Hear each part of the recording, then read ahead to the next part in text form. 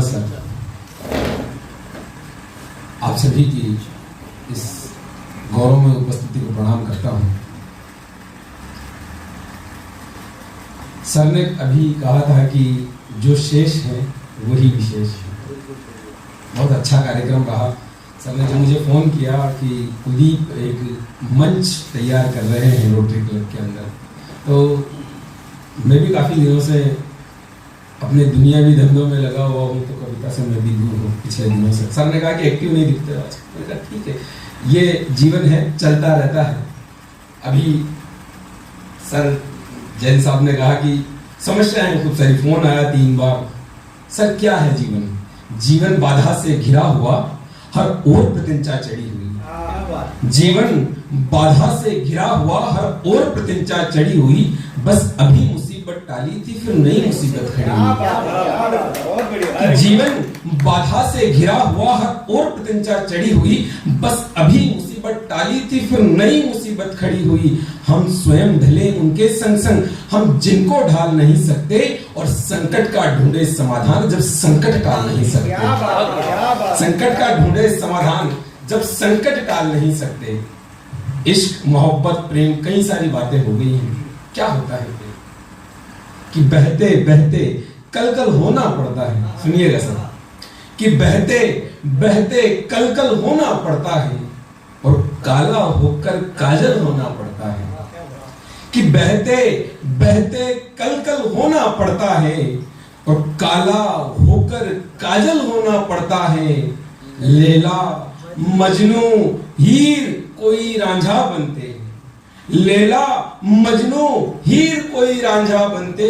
इश्क करो तो पागल होना पड़ता है, इश्क करो तो पागल होना पड़ता है। और एक शेर मैंने यूं कहा था, और मुझे लगता है कि वो शेर सिर्फ मेरे लिए नहीं, आप सबके लिए है, कि आज हूं गुजरा हुआ किस्सा नहीं हूं मैं, कि आज हूं गुजरा हुआ किस्सा नहीं हूं मैं, और फक्र है इस भीड़ का हिस्सा नहीं हूं मैं।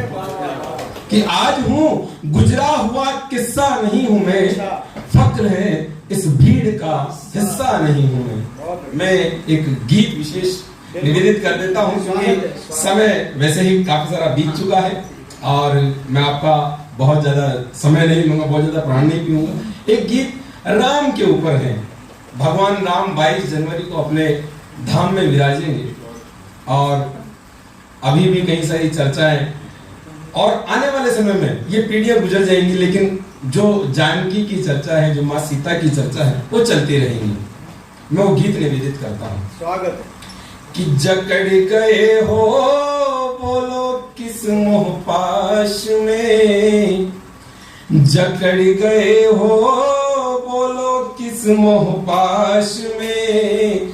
जीवन बीत गया केवल संन्यास में। तालियों की ताल के साथ, कि जीवन बीत गया केवल संन्यास में। राम अवध में, राम अवध में, राम अवध में, और सिया वनवास में। राम अवध में और सिया वनवास में, राम अवध में और सिया वनवास में। अब सुनिएगा, गीतों में हमेशा मुखड़े के बाद बंद का प्रयोग होता है, लेकिन मैंने थोड़ा सा अलग करने का प्रयास किया है। मैंने गीत में छंद का प्रयोग किया है, घनाक्षरी छंद।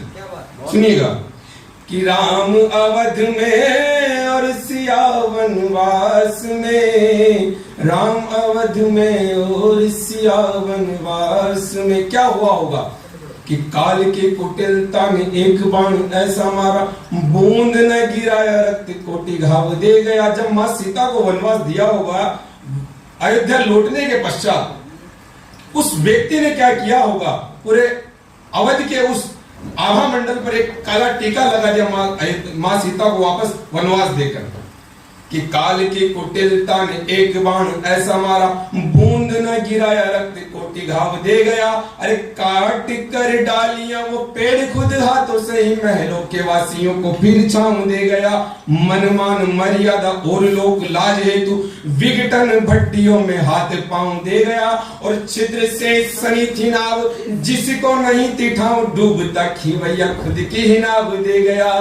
और बचा भी क्या था सब कुछ नाश में, बांध दिया क्यों जीवन ही संतास में।